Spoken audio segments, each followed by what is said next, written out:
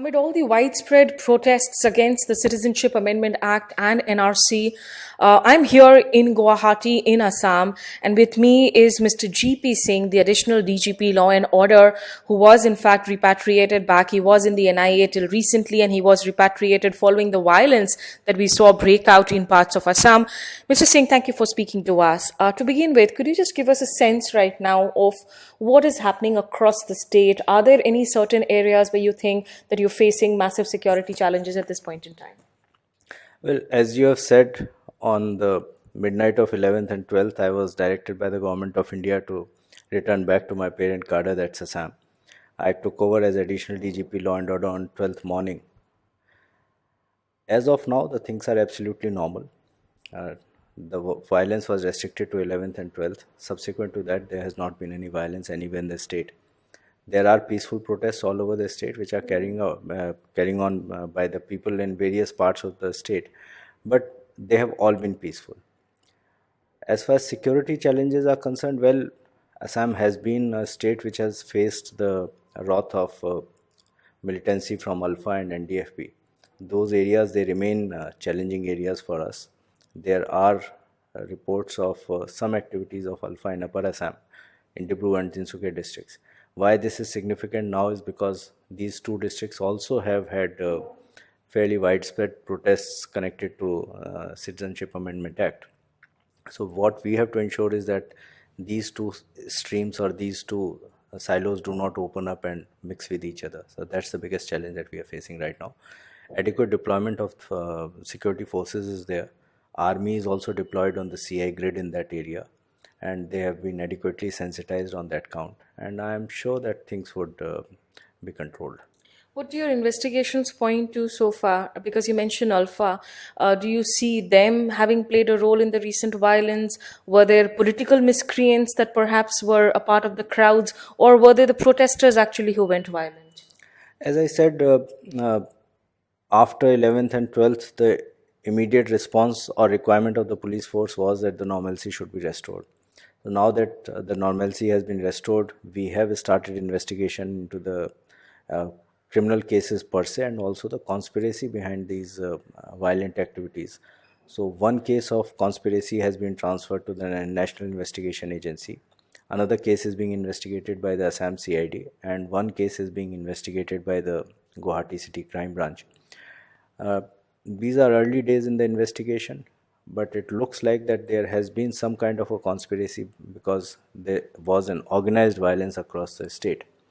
Details of this conspiracy or the actors behind this conspiracy, it would be possible for me to share maybe after a fortnight or so. Where does the official toll stand as far as the number of deaths concerned or the number of injured is concerned?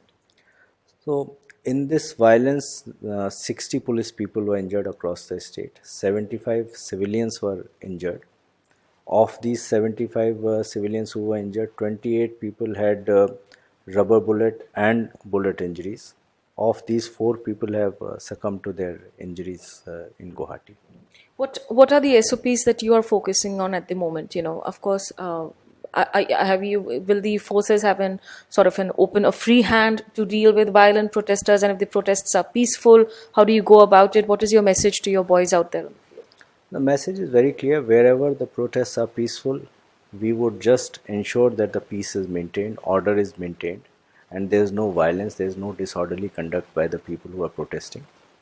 But if the protesters indulge in violent activity, if they break law, then the might and the wrath of law will be against them. You've also sent out messages to the larger civilian population asking them to exercise restraint as far as their social media posts are concerned. Have there been cases where inflammatory posts have led to violence or arrests have been made? As you are aware, the internet connections were banned in the state for about 5-6 days.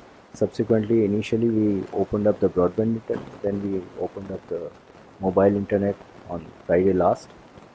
Since then, we have been keeping a very close watch on the activities that are happening on the online social media platforms and chat platforms. By and large, I'm happy that people have been cooperating with themselves, I would say, to ensure that the peace stays in Assam. there have been isolated cases of inflammatory posts. Of these, till yesterday, we have identified 179 posts which were either inflammatory or which were in conflict with law. As a matter of general policy, we have tried not to take a strong action against them. In most of the cases, we have called the family members, friends, and people from that locality and counseled these guys who have been writing such inflammatory posts. Most of these posts have been taken down. However, we have registered 26 cases, 6 people have been arrested, and we intend keeping a very close watch on the situation. And once again, my appeal through you is to the people who are using the social media and internet to be careful, not to write anything inflammatory, not to write anything which is in conflict with law. Be very careful in what is being written and be very careful in what is being forwarded. Okay, so that would apply even for WhatsApp messages, the other social media platforms. But there was a sense that the government wasn't happy with the High Court directive to restore internet connections here or remove the internet bans. As an officer of law, what is your sense today, given the fact that the world is so interlinked? Internet is not just about social media.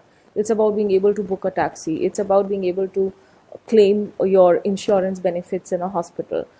How much of a challenge does internet really pose to security situations today? Because India seems to have become the global leader in internet shutdowns every time there is a protest that erupts. Well, past is past. Now the internet has been restored, and I think that with the people cooperating with the administration and by and large having this mindset that they should take Assam forward, this internet ban is a thing of past. We should look forward and not get into this that why it was banned and when it was removed and all that.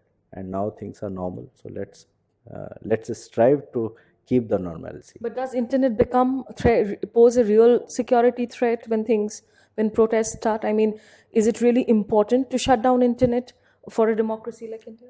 Well, I have experience of Kashmir, I have experience of Punjab, I have experience of ISIS from my days in National Investigation Agency. I have seen the pitfalls of misuse of internet, social media platforms, chat platforms. And since I have seen so many things, I would say that yes, it does pose a security challenge, especially when this is a global technology and it is accessible, and likelihood of use and misuse by state and non-state actors across the border are present. So it is not easy to say that there is no security challenge from internet, but then we as government, we have to take a calibrated response. So finally, one last question. You spoke about your own personal experiences on the field for a long time, be it in Kashmir, in Assam. Of late, the kind of mistrust that we see playing out between civil society and the police, the men in uniform, be it Jamia, be it Uttar Pradesh, be it Karnataka, detention of Ram Guho, the police brutalities that we're talking about, the aggression that is being seen.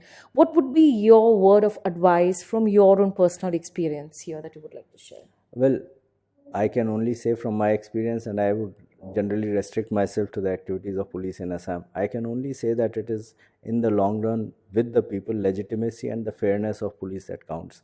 If in the eyes of people you are seen as a legitimate and fair force, people would not really test you.